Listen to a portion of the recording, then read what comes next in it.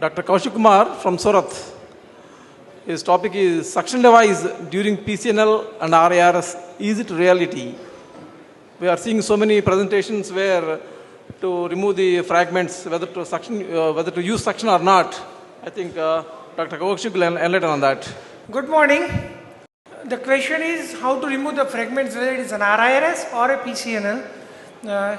So the suction device is going to help, is helping. So let's evaluate whether it is a reality or it's a distant dream. We have two options to remove the stone in PCNL. One is by adding suction through the outflow channel by Shah Superpok sheet, or adding lithotripsy device with inbuilt suction through the inflow channel of the nephroscope. There are four ways, as you have seen Dr. S.K. Pal. We are removing the stone by pickup with the forceps or overflow by the side of nephroscope, or a vacuum cleaner effect, or a suction cannula with or without nephroscope. The beauty of the suction device that it augments all these forms of fragment removal. The sheath which we have designed has three components. The cannula part, and the suction master, and then this is a sealing assembly. This is a complete setup, and you attach here a suction tube connected to the suction machine. Rest of the thing is same. So the available seat size is 12 French, 15, 18, 21 and 24, both in autoclavable and non-autoclavable version. So the Superpok is not restricted to the track size, it is gone beyond that. So it is a superior version of PCNL, whatever track you make. Now after dilating, you put an Empla sheath, same way you put the Shah sheath. Then put a nephroscope and confirm that you are in the system, and then you take out a nephroscope guide wire. So this is exactly like an Empla sheet which you have put. Now you attach a suction tube, so all the fluid will come through that. Do a nephroscopy, and if you notice all the fluid is not following into the system, but it is going out, and the OT fluid is completely clean and dry. Now for Minipok you don't need a laser. You can use a standard pneumatic probe, and the suction, which is minimal, is sucking out all the fluids or fragments that is being broken.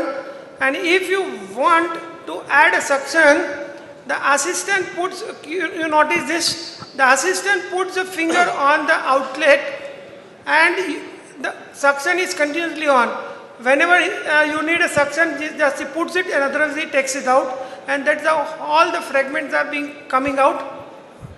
Now, when you have removed, when you want to take out the fragments, just put a finger on the outlet by a surgeon and withdraw the nephroscope, and you don't need to come out completely as in a standard Minipok. You can go at the reservoir and then go in again, and within 2-3 pass, almost all the fragments which are fragmented of the size of the track size will come out.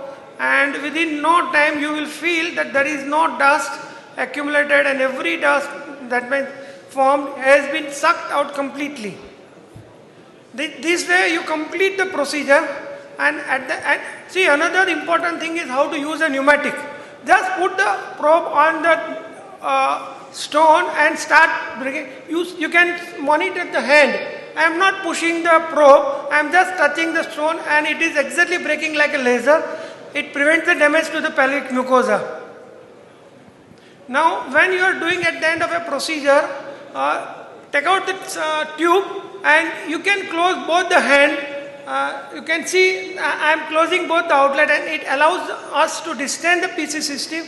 This is very good in a supine PCNL. This is very good when we want to enter in each calyx, and when we are not able to find out a calyx which is containing the stone. This way we can actually distend the system as per our design and complete the clearance. Once we are sure that the stone is complete, check with the fluoroscopy. So the special features of the sheath is that the suction is independent of the lithotripsy device. suction canal never get blocked. It's extremely lightweight and durable. It's very effective even in hydronephrotic kidney and very useful in large stone bulk. So the vision or my ambition or the bold statement about Sahasit is there is a freedom to choose. It's a suction on demand, or you don't need to use a suction. Whatever way you want to use, you can use the sheet.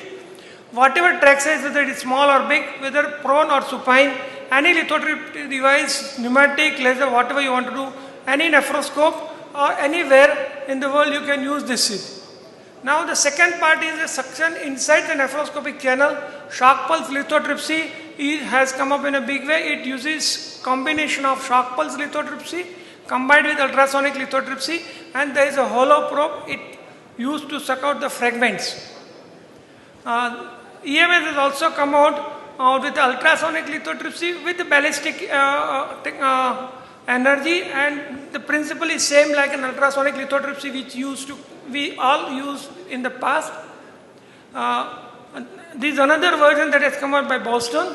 The laser with suction, the way you have seen in the thulium laser, practically you are not able to see. If you use a suction, then we can see the vision, snowstorm effect is gone, and therefore it has also come up with a laser. But there are disadvantages. The primary disadvantage is that the inflow channel of the nephroscope is compromised for irrigation, and therefore the vision is impaired. The lithotripsy probe needs to be larger for bigger fragments to remove. Big probe needs a big track, and you cannot do a mini PCNL with this. Plus the weight of the lithotripsy probe is big, significant. It is costly to buy and to maintain. But there are advantages because it is a familiar idea. The fragments are sucked the moment it is formed, and therefore it is a very good for a large track size PCNL, especially when the stone bulk is big.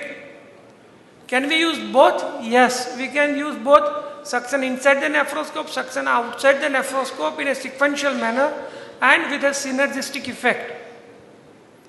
A word about suction in RIS. Normally we put excess sheet in the ureter, and therefore the fluid has to reach that part in the ureter, and that depends on the pressure and the peristalsis of the ureter, and therefore controlling the inflow and outflow is a challenge. So as of now it is not a reality, but we are planning to develop where if we put a sheet into the renal pelvis and then use this device, then it may be of big help. So you might see within next few months suction in an RIRS. We have developed a PCNL app which is available on Google Play Store. You can download. There is a resource center on the app where there are different videos and different lectures are there. Plus there is a data entry mechanism so that you can collect the data intelligently and analyze and produce papers.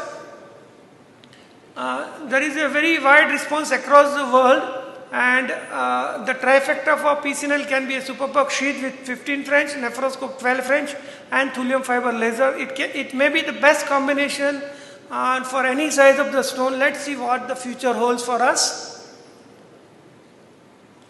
Dr. Chandramohan has created a wonderful workshop. We don't know how hard he must have tried to create this path. Thank you very much.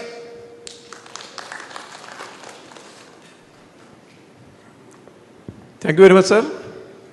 Now I invite any questions or comments or opinions with the experienced urologists. So for this Shah sheath in which you have a suction outside, suppose the suction is not on, how do you control the intrapelvic pressure at that time? If the suction is not on, the fluid comes by the flow like an empla sheath. It is an open. Okay. So it is draining in a suction machine. If the suction is on, you can detach the tube and it will flow and it would go into the drain or bucket, and all the fragments and fluid will fall in that. So the OT table is clean, all the fragments are there, you can show even the dust and everything. So that means when the suction is not on, you have to detach it. It's better to detach it. If the suction machine is on, even then, because there is a inflow, there is an air opening which sucks the air, and the suction is not transmitted into the PC system. Okay. So if you close that air opening, then only the suction is transmitted inside the system. Otherwise, there is no suction inside the system. Okay. Or it is a very minimal suction. So in that time, to prevent raise in intrapelvic pressure, the fluid comes out of the air channel. See, it is exactly like like a standard implant sheet. Yeah. But it is attached with a suction tube. Yeah. Now to control, like any suction cannula, there is always an opening.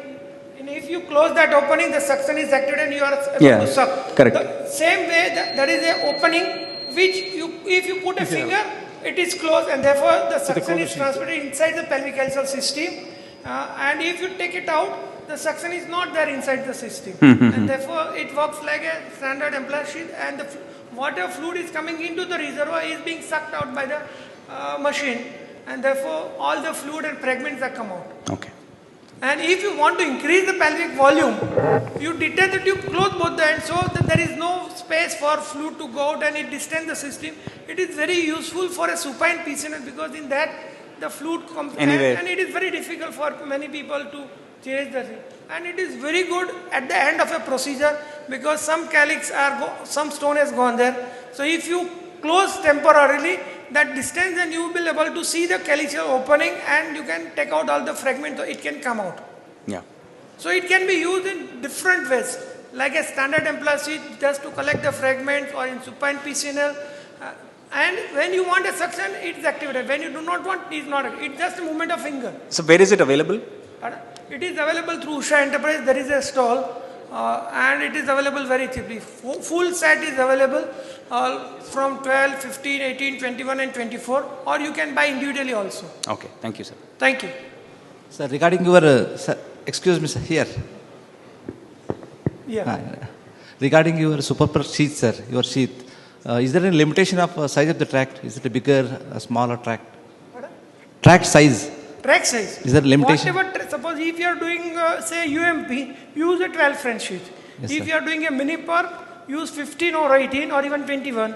If you are doing a slender nephroscope which is 17 or 18, you can use 21. And if you are using like Dresden, you can use the 24 French. So whatever nephroscope you have, you can use. And I And, don't think you need a bigger than 24. Yes, bigger than 24, you should not use. Yeah. And one more thing is that, suppose at the end of the procedure, if it's inaccessible calyx, so is there any disadvantage you have gone through? Inaccessible. Inaccessible, like a posterior calyx, See, lower calyx, horseshoe. I can't get you. If you cannot go into that calyx, how would you break the stone? No, at the end of the procedure, suppose small fragments which are left behind in the lower calyx or infundibulum, or in case of horseshoe kidney. So what you can do is you can advance the sheet right up to the mouth of that calyx and then put the fluid so it will, all fragments will come out. And at that time you close both the openings so it would distend and it will allow, like a minipuck, it will bring all the fragments from that calyx out. Okay. Thank you, sir. And if it is not, you can put another puncture and take it out. Thank you very much. Thank you, Dr. Kaushik. Thank you very much.